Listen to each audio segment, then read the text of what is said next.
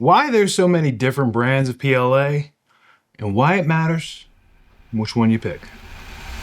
Let's get into it. What's going on, guys? Back with some more 3D printing stuff. So I wanted to take this opportunity to test out a bunch of different PLAs.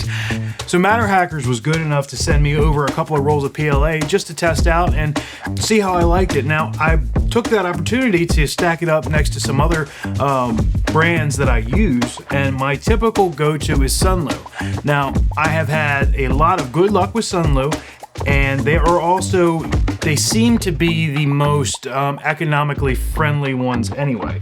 So I go through a lot of black and white PLA, and Sunlu is they're my go-to for that because I'm buying so much of it. Now, the Matterhacker stuff, it does come in, it's a little more expensive, but that's okay if it produces better results. And let's see what we got. Now, first up, I'm gonna go over these two little blocks here. The Sunlu one is made out of their PLA Plus. The Matterhackers one is made out of their Build Series Black. I printed these both out on the A1s, same exact print profiles, same everything. And I can tell you now that there's really not a whole lot of difference.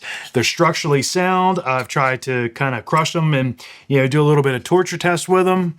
They both held up pretty well. They haven't delaminated. These are hollow boxes, so I figured I might be able to crush them or pull them apart. They held up pretty well.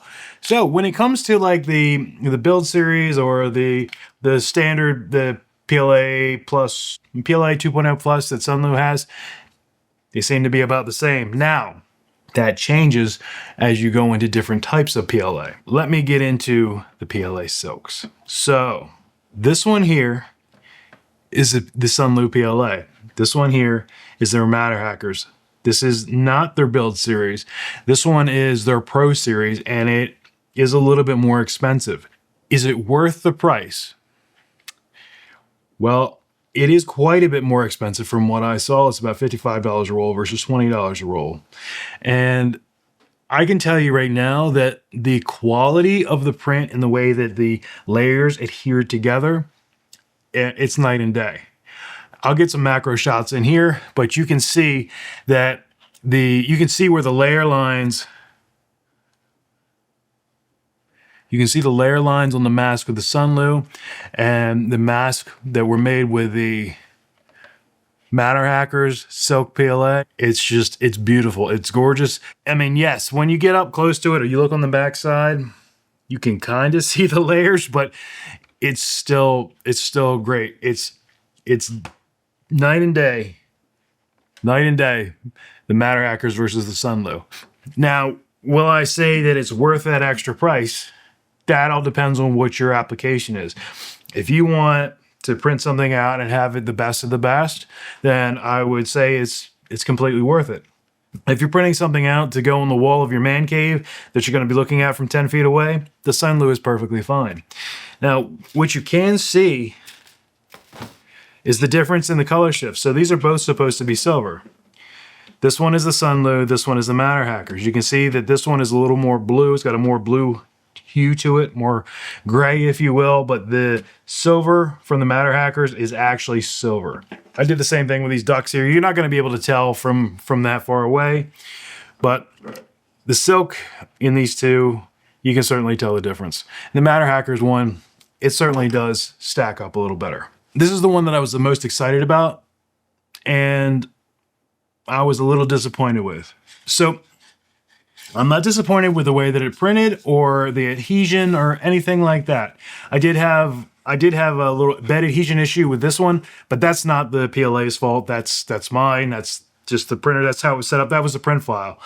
So it had nothing to do with the actual material. But what I will say is that this stuff glows great. You take it outside in the direct sunlight, leave it out for a minute or so, you bring it back in, it glows great. It's awesome for about 30 seconds. And then that glow goes away. And so that's where my disappointment came in.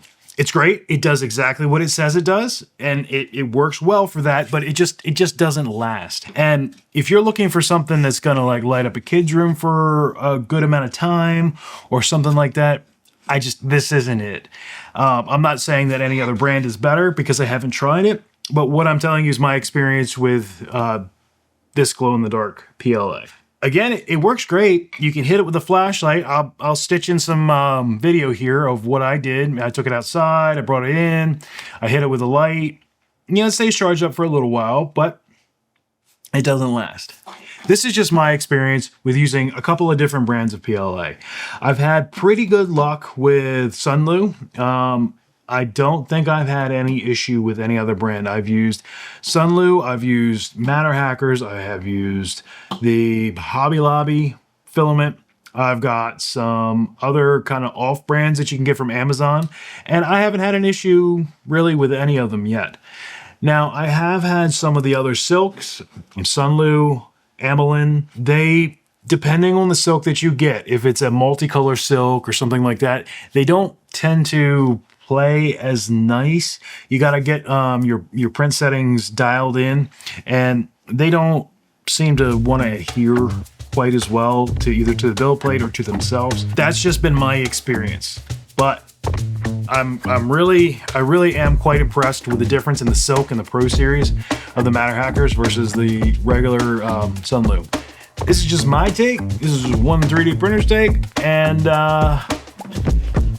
yeah, so this has been my experience. I hope this helps some of you guys out. I do have an affiliate link down below. It helps the channel a little bit. I have one for the Matterhackers. I do have one for the Sunlu Filament as well. And I will catch you guys in the next one. Happy printing.